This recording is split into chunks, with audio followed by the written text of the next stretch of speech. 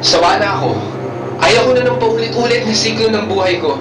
Gigising sa umagang nakatunga, maghihintay sa pagdating ng tanghali. Lilipas ang mga ulap at padaskol na hahayaang lumipas ang ganda ng buwan sa gabi. Ayaw ko na ng paulit-ulit na siklo ng buhay ko.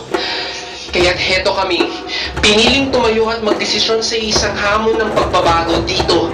Dito nagsisimula ang tunay na buhay, ang piliin ng mamuhay higit lang sa pagiging buhay, na kung nooy kaya mong idilat lang ang iyong mga mata, ngayon ay magiging munad ka sa katotohanan dapat mong makita, bitbit ang lakas ng loob. Sa pagkakataong ito'y masanda mo ng harapin ng sansinuko, hindi alintana ang sakit na maaaring dulot ng bawat pagsubok, walang takot sa bawat akbang na susungin para ng sa pag-ibig na ipinaglalaban, pag-ibig na dambana ng kaligtasan nating nasaksihan, ngunit pilit na itinataboy ng iba at nilalayuan.